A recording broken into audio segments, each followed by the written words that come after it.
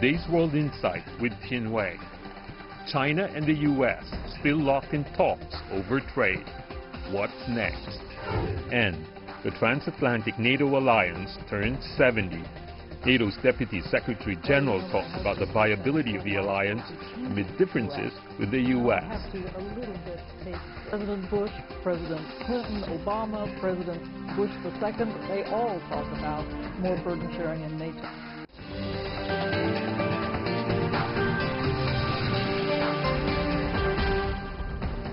Hello and welcome to World Insight with me, Tian Wei. The program is coming to you live from Monday to Friday on CGTN. Washington hosted the 9th round of China-U.S. trade talks this week, aimed at sorting out sticking points in trade relations. Just one day before the negotiation on Tuesday, the World Trade Organization cut its forecast for trade growth in 2019. WTO cited the rising trade tensions and economic uncertainty. Despite uncertainties, China stands its ground with opening up and higher quality development. Take a look at this. Tariff tensions will hammer global trade this year. To the extent that we see global economic growth slowing down, everybody loses. The WTO slashed its growth projection for 2019 to the lowest level in 3 years, down to just 2.6% from its earlier estimates of 3.7%. Over the last year, we have seen a range of new tariffs put in place, affecting widely traded goods. Trade simply cannot play its full role in driving GDP growth when levels of uncertainty are so high. Greater uncertainty means definitely lower investment and consumption. It has been almost 10 months since the U.S. and China slapped tariffs on each other, which has caused mayhem not only in the two countries, but also throughout the world. The downscaled forecast from the WTO reflects similar numbers from the International Monetary Fund. IMF Managing Director Christine Lagarde called the global economy unsettled. But the WTO report also said strong import growth in Asia contributed to an increase in the commercial services trade sector, and goods trade volumes are expected to grow stronger in developing economies in 2019. As a rising economy amid challenging times, China remains focused on opening up. At the annual political season in March, China's foreign investment law was passed, which intends to give foreign businesses broader market access, protect their intellectual property, prohibit forced technology transfer, and guarantee a level playing field for both foreign and domestic companies. China is keen on pursuing higher quality development and improving innovation capability, rather than breakneck quantitative growth.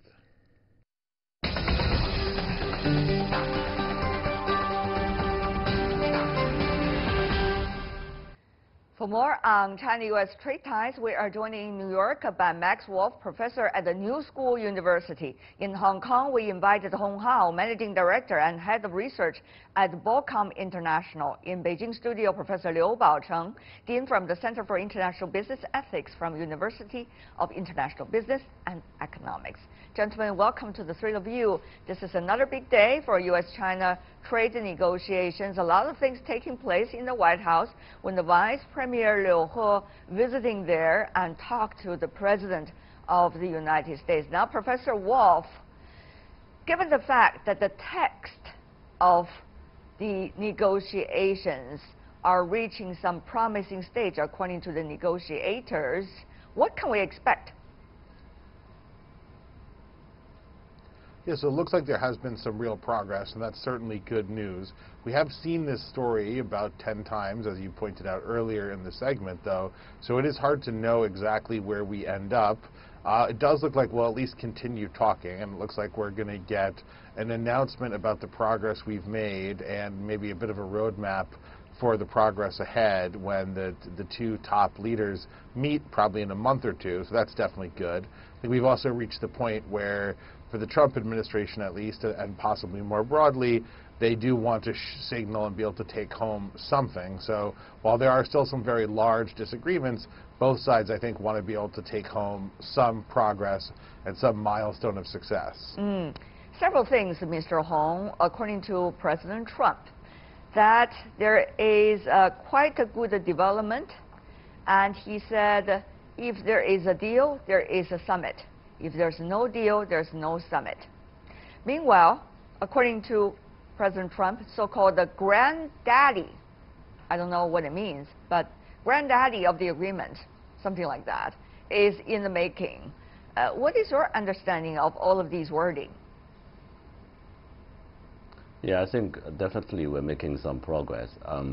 The conclusion of the talks, the deadline has been pushing back a couple of times now, and I think everybody is sort of holding his or her breath, for some satisfactory outcomes. So I would say that there's some key longer-term structural details that needs to be ironed out. But once we get those things out of the way, then we should expect a satisfactory conclusion of the talks. But timing is also important, Professor Liu. According to what President Trump from the U.S. side said, it might take weeks and probably longer, as long as it takes. Well, this has been the tone from the White House for long, since the earlier rounds of the negotiations, where there were very much speculations from different parts of the world about the result of it. Professor Liu, how do you see the timing and the possible content in the deal, if there is any? Well, timing one is that the different power plays are still at work to push on either side of the negotiation table, and there are different expectations. So some would say, okay, we need some early harvest by having a chance to declare initial triumph. The other would, okay, we would push for institutional alignment. So, but for Trump, something that he can declare early triumph, that's very important. But for China, I think time is really in favor for China, because China is moving ahead with its own roadmap, where the U.S. is not really prepared. So, what do you mean by roadmap? I mean, for Chinese domestic reform, and for Chinese high-end, investment law, high-end manufacturing, etc. So China is moving quite ahead, particularly after the 19th Party Congress. So whereas the U.S. is now experiencing, for example, the a dramatic fluctuation of the stock exchange, and the growth rate is not as optimistic as Trump has really boasted.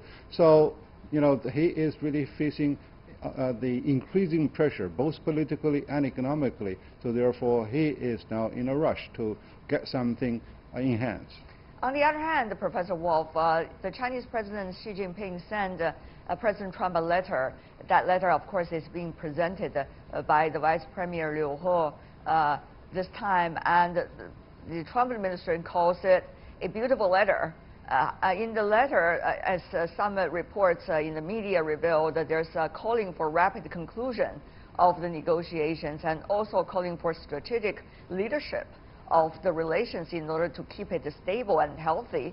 Well, some of those words might be abstract, and yet at this critical moment, they do not sound abstract at all, Professor Wolf. No, it sounds very creative and positive and constructive. I think one thing we know is that President Trump is an enormous fan of being praised by himself and others. And if you give him an occasion to be praised or to praise himself, your ability to negotiate successfully with him is very good. We've seen probably no one do better with that than North Korea, but I think that the Premier and the President have had a pretty good personal relationship in the past, and it is important for them to at least reach a stability point. I don't think that we're actually about to see massive transformative breakthroughs.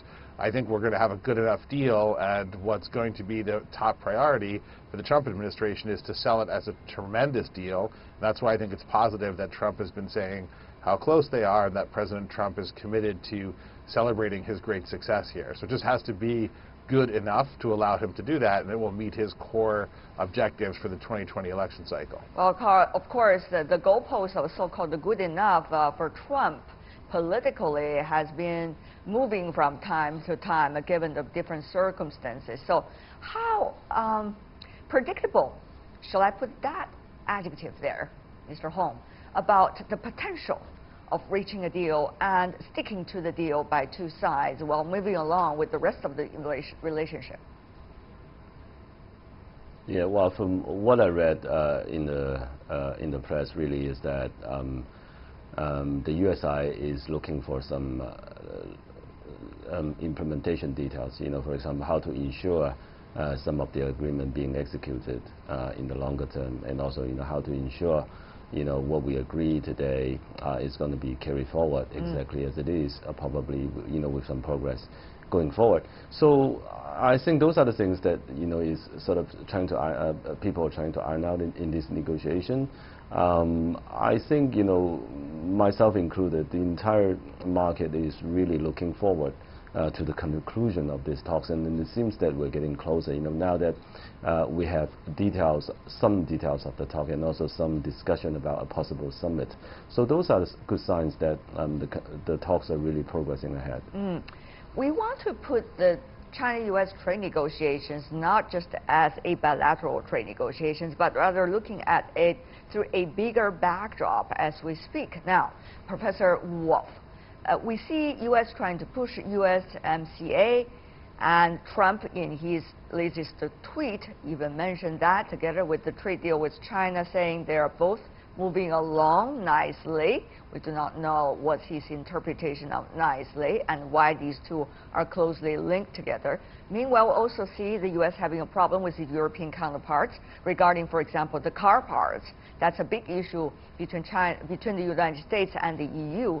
And at the same time, WTO negotiations going on for the rest of the year, and the U.S. also need to streamline its relationship with some of its other trade partners. So, Professor Wolf, how do you look at the China-U.S. trade negotiations and a possible deal in a larger context, as I just mentioned, and beyond?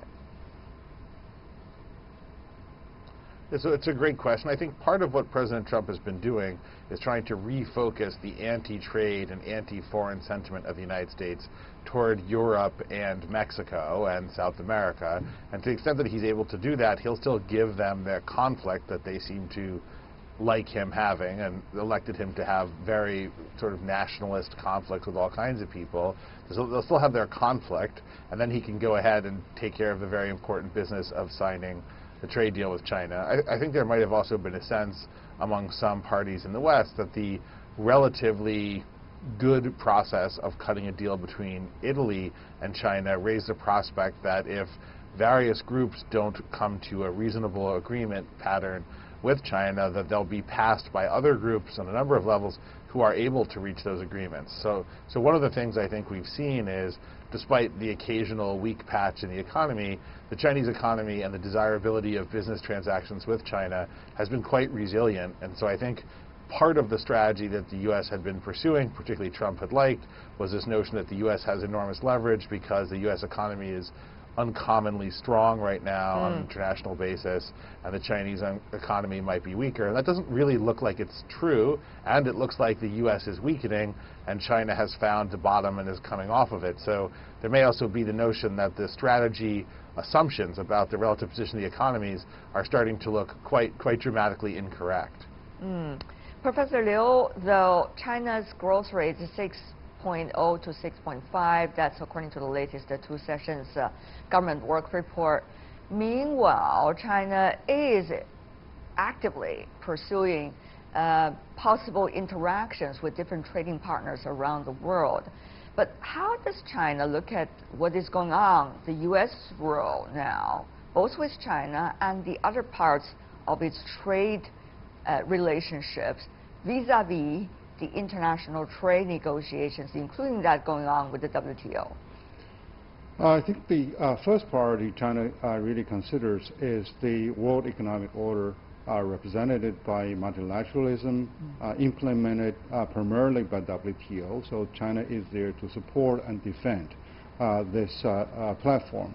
And China is also going to make a lot of efforts to rally support from many other trading partners, particularly from Europe.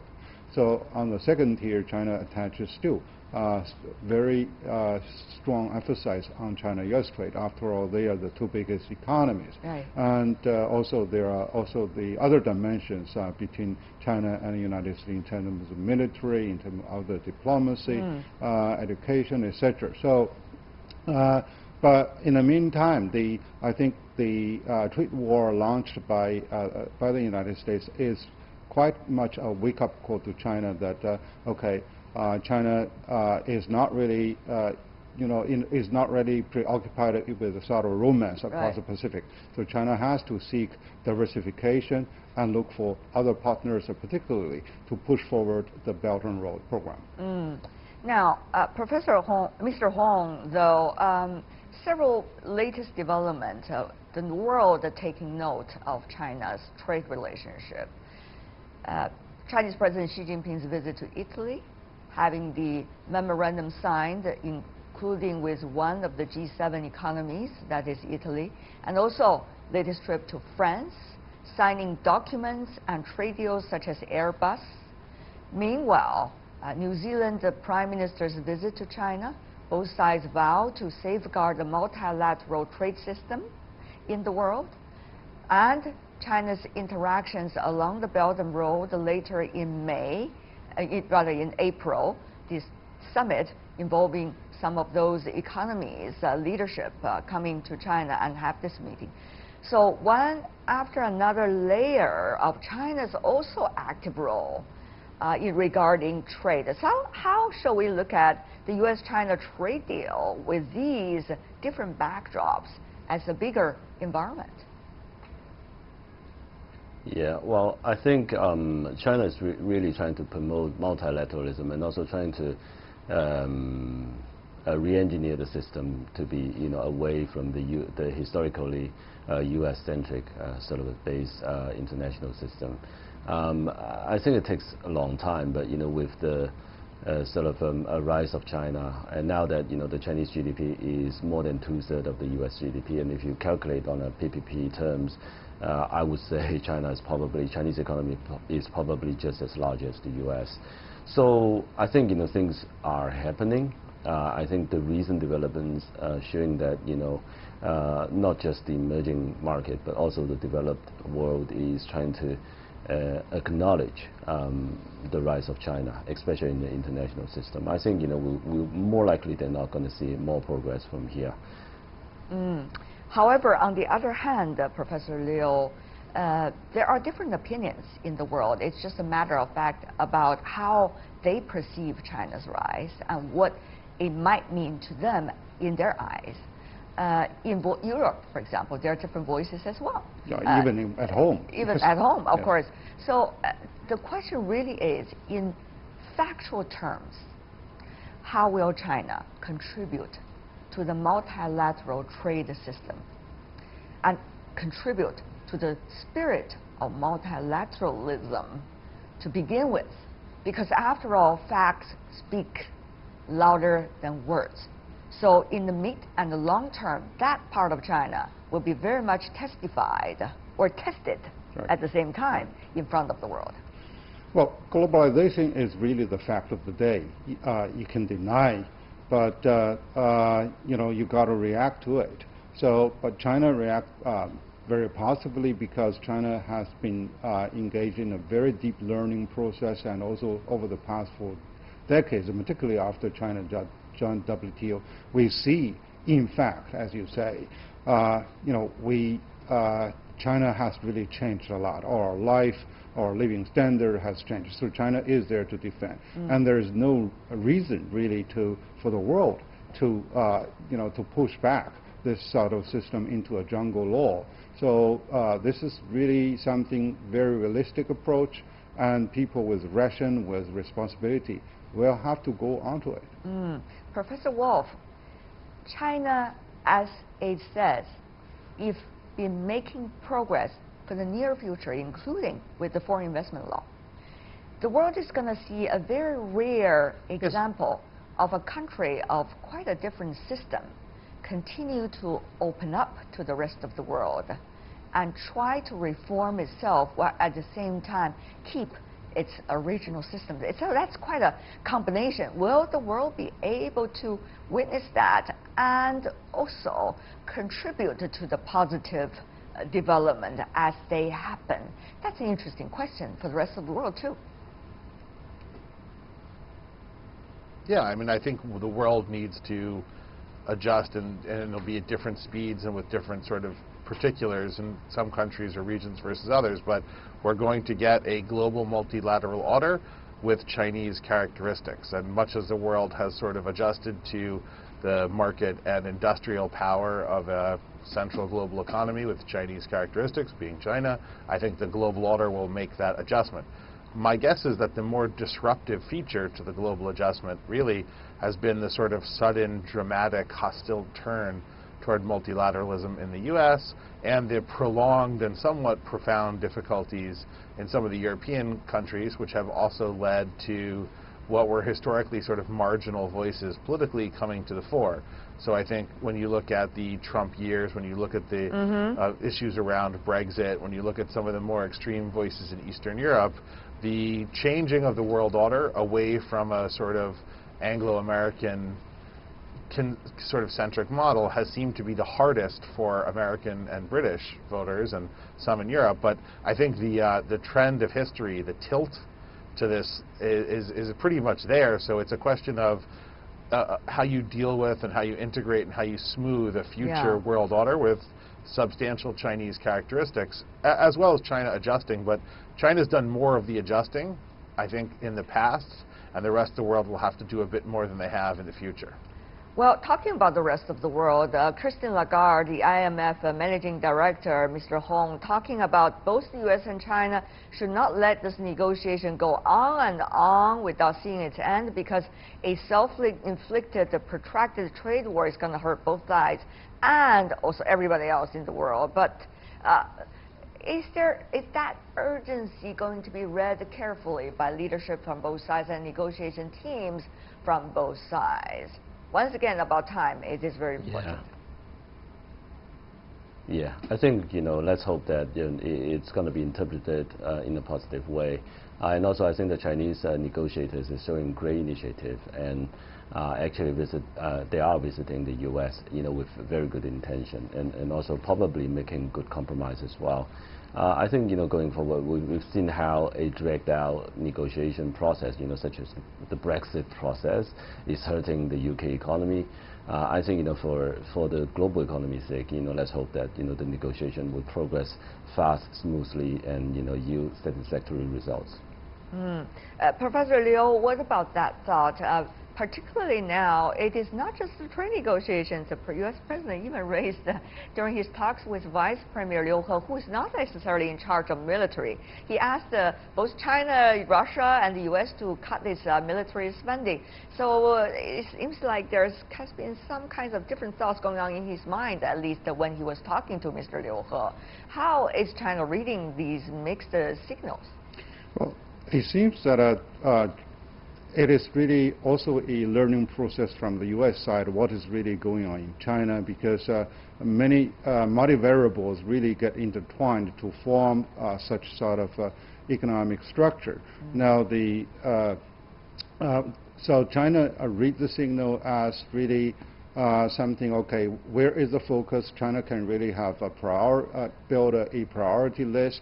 So now the economic situation is the most important, while the bottom line, for example, Chinese sovereignty and Chinese unification and Chinese the autonomy in making their own decision will be the bottom line that China will not really make any compromise for.